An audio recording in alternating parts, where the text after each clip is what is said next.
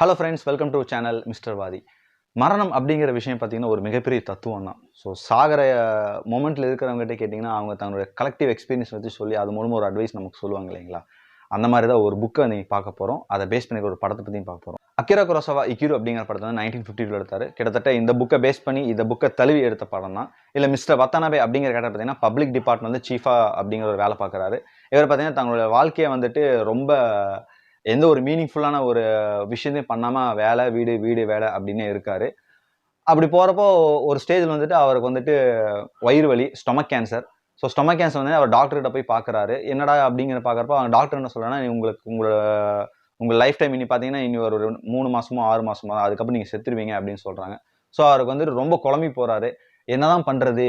ஆஹா, நம்ம வாழ்க்கையில் வந்துட்டு எதையுமே வந்து பெருசாக சாதிக்கலையே, ஏதாவது ஒன்று பண்ணி ஆகணுமே, நம்ம லைஃப் வந்து மீனிங்ஃபுல்லாக இல்லையோ அப்படிங்கிற மாதிரி ரொம்ப ஃபீல் பண்ணுறாரு.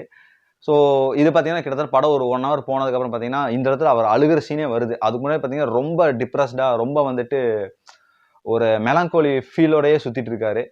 பார்த்தீங்கன்னா இந்த சீனுக்கு அப்புறம் பார்த்தீங்கன்னா தான் அவர் வந்துட்டு ஏதோ ஒன்று பண்ணமே அப்படின்னு சொல்கிறப்போ ஒரு ரைட்டர் பார்த்தீங்கன்னா வந்துட்டு கதை எழுதிட்டு இருக்கான். அவனுக்கு கதையே கிடைக்கல, எதுவுமே பண்ண முடியல, சும்மா உட்காந்துருக்கான். ஸோ அங்கே போய் 2 பேர் மீட் பண்ணிக்கிறாங்க. மீட் பண்ணுறப்ப அந்த ரைட்டர் வந்துட்டு இவரோட சொல்கிறாரு. ஸோ இது ரொம்ப பிடிச்ச டயலாக்.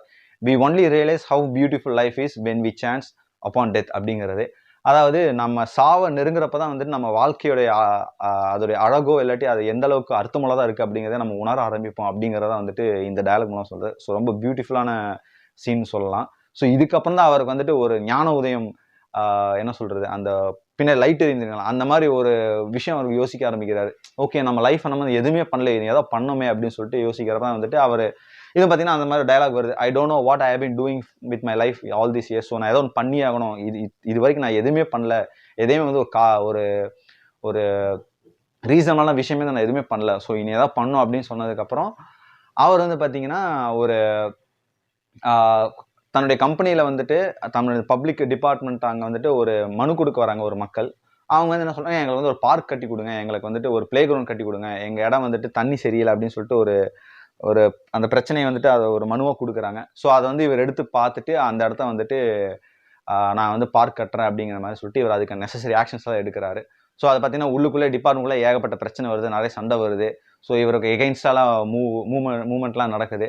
அப்புறம் பார்த்தீங்கன்னா இவருக்கு நிறைய மிரட்டல்லாம் கூட வருது. அது எல்லாத்தையும் தாண்டி அவர் வந்துட்டு பார்க் கட்டுறாரு. ஸோ கடைசி சீன் பார்த்தீங்கன்னா இந்த மாதிரி வந்து கடைசியில் பார்க் கட்டுறாரு.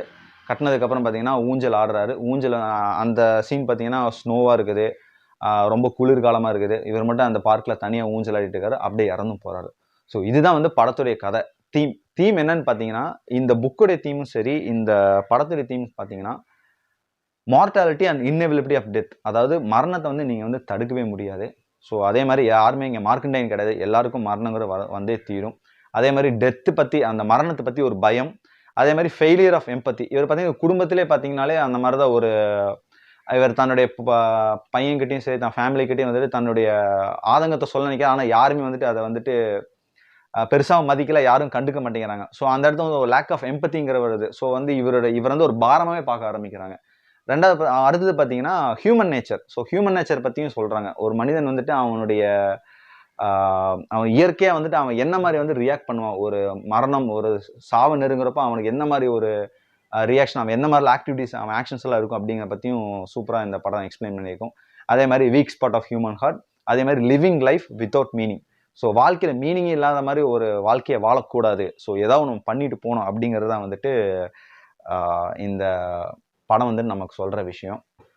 Back to the book. So புக்லேயும் பார்த்தீங்கன்னா இதே கதை தான். ஒரு ஜட்ஜ் பேர் ஈவான். ஸோ அவர் பார்த்தீங்கன்னா ரொம்ப சாதாரண வாழ்க்கையாக வாழ்ந்துட்டு இருக்காரு. எந்த ஒரு படத்தில் அந்த படத்தை எக்ஸ்பிளைன் பண்ண மாதிரி ஒரு மீனிங்லெஸ் லைஃப். வீடு விட்டால் வேலை, வேலை விட்டால் வீடு. ஸோ அந்த ஜட்ஜுக்கான ரோல் மட்டும் தான் பண்ணிகிட்டு இருக்காரு.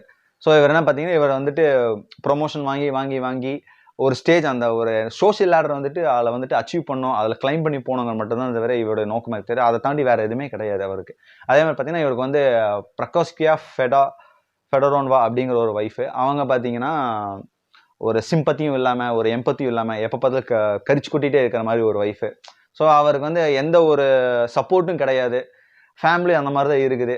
அப்புறம் ஒரு நாள் வந்து இவர் கர்டைன் வந்துட்டு இது பண்ணுறப்ப பார்த்தீங்கன்னா தடுக்கி விழுந்துறாரு கீழே. ஸோ தடுக்கி விழுந்தே பார்த்தீங்கன்னா அடிபட்டுருது. ஸோ அது மூலமாக சிக்னஸ் ஆகுது, அது மூலமாக சிவியர் இல்னஸ், ஒரு பயங்கரமான ஒரு நோய்க்கு உள்ளாகப்படுறாரு. அதுக்கப்புறம் பார்த்தீங்கன்னா, அந்த நோயினால பார்த்தீங்கன்னா, இவர் ஃபேமிலி ரொம்ப ரொம்ப இரிட்டேட்டிங்கா வந்துட்டு ட்ரீட் பண்ண ஆரம்பிக்கிற ஃபேமிலி எல்லாத்தையும். அவங்களும் மதிக்க மாட்டேங்கிறாங்க, இவரும் மதிக்க மாட்டேன் அப்படிங்கிற மாரி ஆகுது.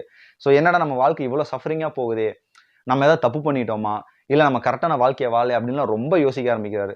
யோசிக்க ஆரம்பிச்சதுக்கு அப்புறம் தான் வந்துட்டு அந்த டைம்ல வந்துட்டு ஜெராசிம் அப்படிங்கிற ஒரு வேலைக்காரன். வேலைக்காரன்னு சொல்ல ஒரு கேர்டேக்கர்ன்னு சொல்லலாம். ஸோ அவர் வந்து இவான் வந்துட்டு உடம்பு சரியில்லாம இருக்காரு. ஸோ அவர வந்து வந்துட்டு இவர் வந்துட்டு கேர் பண்ணிக்கிறாரு, பாத்துக்கிறாரு. ஸோ அவன் பாத்தீங்கன்னா, அவனுக்கு வந்து எந்த ஒரு பயமும் கிடையாது. அவனுக்கு வந்துட்டு ஆ ஆ மரணத்தோட பயமும் கிடையாது. அதே மாரி பாத்தீங்கன்னா, ரொம்ப கம்பேஷனேட்டா இருக்கான். இவன் கிட்ட. ரொம்ப பாத்துக்கிறான். ரொம்ப அன்பா இருக்கான். ஸோ இத பாத்தீங்கன்னா, அவர் மனசு மாறுது. மனசு மாறுனதுக்கப்புறம் அவர் ரொம்ப அதுக்கப்புறம் யோசிக்க ஆரம்பிக்கிறாரு. ஸோ நம்ம வாழ்ற வாழ்க்கை தான் ஒரு ஆர்டிஃபிஷியலான லைஃபோ! இவன் வாழ்ற வாழ்க்கை வந்து ஒரு ஆத்தென்டிக்கான லைஃபா இருக்கே! ஒரு ஒரு மீனிங்ஃபுல்லான வாழ்க்கையா இருக்கே! அப்படின்னு சொல்லிட்டு அவன் மேல ரொம்ப கம்பேஷன் அவனுடைய கம்பேஷனால அவன் இவர் மேல இருக்க கேர்னால இவருடைய வாழ்க்கையே வந்துட்டு அந்த மொமெண்ட்ல மாறிடுது. அதுக்கப்புறம் வந்துட்டு சாகர மொமெண்ட்ல பாத்தீங்கன்னா, அவருக்கு வந்துட்டு இந்த ஒளிவட்டம் சொல்லுவேன் இல்லையா? ஸோ அந்த மாரி தான். அந்த ஒளிவட்டம் வந்துட்டு அவர் ஒரு டனல்ல வந்துட்டு லைட் மாரி அவருக்கு தெரியுது. ஸோ அது மூலம் பாத்தீங்கன்னா, அவர் டெத்தே வந்து ஃபேஸ் பண்ற மாரி ஆகுது. ஸோ அந்த இடத்துல ஃபியர் ஆஃப் டெத் வந்து போயிட்டு, அவர் டெத்த ஃபேஸ் பண்றாரு. ஸோ ஃபேஸ் பண்ற மூலமா அந்த மொமெண்ட்ல வந்துட்டு அவருடைய பையன், அவரோட ஃபேமிலி மேல பாத்தீங்கன்னா, ரொம்ப கேர் எடுத்துக்கிறாரு. ஸோ சாகர மொமெண்ட்ல வந்து ஒரு நல்ல மனுஷனா சாகுறாரு அப்படிங்கிறது தான் வந்துட்டு இந்த கதையுடைய எண்டா முடியுது. ஸோ முன்னாடி அந்த தீம் சொன்ன மாரி பார்த்தீங்கன்னா, எல்லாமே தான். ஃபியர், ஹியூமன் நேச்சர், அதுக்கப்புறம் எம்பத்தியா இருக்கிறது, ஒரு மீனிங்ஃபுல்லான லைஃப் வாழ்றது அப்படிங்கிறது தான் வந்துட்டு இந்த புக் மூலமா சொல்ற விஷயம்.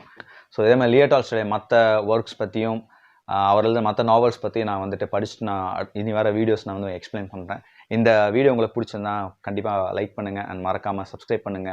உங்களுடைய கமெண்ட்ஸ் ஏதாவது ஃபீட்பேக்ஸ் இருந்தா கண்டிப்பா போடுங்க. Thank you.